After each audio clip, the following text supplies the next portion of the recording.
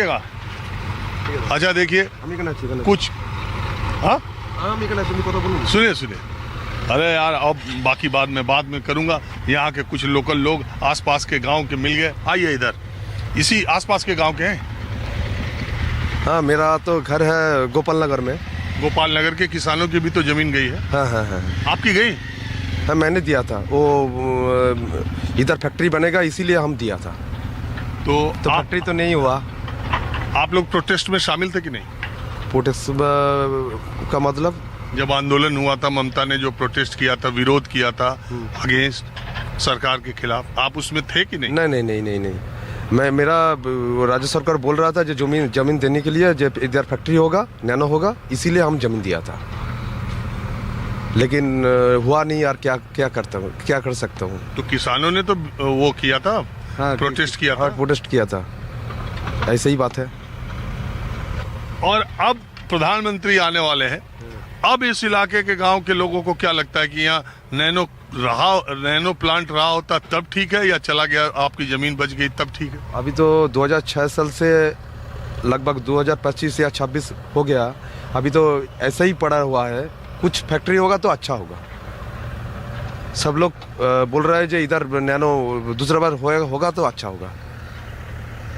अब इंटरेस्टिंग बात ये जो जेसीबी आप देख रहे हैं, ये स्टेट गवर्नमेंट की जेसीबी है। यहाँ के किसानों की पिछले कई सालों से ये मांग थी कि ये खेती लायक भूमि नहीं हो पा रही है। फैक्ट्री बनी थी, उसके बाद ये यहाँ पर तमाम उधर तो शेड भी बने थे, बाद में उसको हटाया गया सुप्रीम कोर्ट के आदेश पर। तो इसको खेती लायक जमीन किया जाए। प्रधानमंत्री मोदी की रैली स्थल के जस्ट बगल में राज्य सरकार ने तड़ातड़ जेसीबी लगवाकर ये समतल कर रहे, ताकि ये मैसेज दिया जा सके कि ये पूरी समतल जमीन है और किसानों की जमीन है। जहां तक उस रैली से की आंख से दिखाई देगा वहां तक तो हो रहा है। इधर कोई जेसीबी नहीं चल रही, जेसीबी सब उधर ही चल रही। दूसरी बात ये कि जब कोर्ट ने अधिग्रहण को रद्द किया और कहा कि किसानों को उनकी जमीन वापस दी जाए, तो उसमें भी एक पेच फंस गया।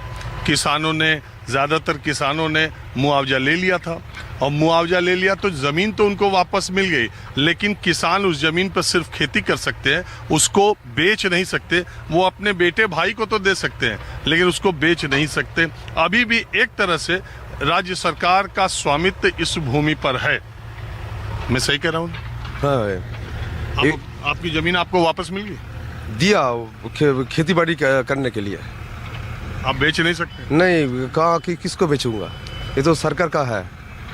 हमको दिया है खेती बाड़ी जो चाष करो, आप चाष करो और चाष मतलब खेती करो। हाँ, खेती करो, ऐसे ही बात है। तो आपको उस समय 2006 में मुआवजा 1 बीघे का कितना मिला था? 2 लाख बीघा मिला, तो 2,94,000 करके बीघा मिला, तो एकड़ लगभग 9 लाख रुपया 2006 साल में दिया था। राज्य सरकार दिया था, सब आदमी को, सब चाषी को दिया था। तो फिर ये रेट उस समय के लिहाज से ठीक था या कम था? ना, उस टाइम तो वैसे ही रेट था। ठीक है, रेट ठीक था। तो फिर विरोध क्यों हुआ? इतना जमीन लिया ना, इसीलिए। इसी में 2-3 फसली जमीन है, जहाँ 3 फसल होता है, कहीं पर 1 फसल हो सकता है। तो इतना जमीन लिया ना, इसीलिए ये बंद हो गया। तो ज्यादा मेजॉरिटी जो है किसानों की, वो चाहती थी कि नैनो रहे, या मेजॉरिटी चाहती थी कि चले जाए? ना, इधर बोल रहा है जो खेती, जहाँ खेती होता है उधर खेती करने दो, और जो जमीन नहीं पड़ा हुआ है उसमें फैक्ट्री करो, यही बात था। उस समय की वामपंथी सरकार के बारे में कहा जाता है कि उसने अधिग्रहण के मामलों में सारी कुछ स्पष्टता नहीं रखी, किसानों में भी कंफ्यूजन रहा, और जो कोर्ट में एफिडेविट लगाई थी उसमें भी एक बार दूसरी जानकारी दी गई। अब सवाल उठता है कि इसी सिंगूर में अब फैक्ट्री लगाने की बात कही जा रही है। अगर भारतीय जनता पार्टी की सरकार आई, यानी एक बार यहां से फैक्ट्री चली गई तो ममता बनर्जी आ गई, अब बीजेपी यही फैक्ट्री लाने का वायदा करके उसी ममता बनर्जी को सिंगूर कार्ड से ही घेरने की पूरी कोशिश कर रही है। तो एक बात और आप बताइए, फिर आप जाइए, आप कहीं काम से जा रहे हैं। कहाँ? डॉक्टर के पास जाना पड़ेगा। हो तो आप जाइए। तो बस एक बात पूछिए, जो टीएमसी को पहले इधर सपोर्ट था गांव में सिंगूर के टाइम में, वो सपोर्ट अभी है या बढ़ा है या कम है? दीदी के बारे में लोग गांव में अभी कैसा है? इसका बारे में मेरे को कोई मालूम नहीं है, क्या बोलो। आदमी कौन सा पार्टी कर रहा है, क्या पार्टी कर रहा है, मेरे को तो, मैं पार्टी के बारे में कुछ नहीं, मेरे को मालूम नहीं है। हम तो इधर सुबह काम निकल जाता है और शाम को आता है। अच्छा, मैंने सुना जिन जिन की जमीन गई थी वो किसानों को मोदी जी की रैली में आगे वाली सीट पर बैठने के लिए कहा गया है, उनको कुछ बताया गया? हम सुना जो 200 या 300 सीट सामने होगा, वो जिस लोग को जमीन दिया ना वो सामने बैठेगा। आप भी बैठोगे? मेरा तो नहीं है। क्यों, आपको जमीन दिया? हाँ दिया था, लेकिन मेरा तो काम है इसलिए आ नहीं पाएगा। कोशिश करूंगा। आपको बोला है आने को? ना, ऐसा कोई नहीं बोला।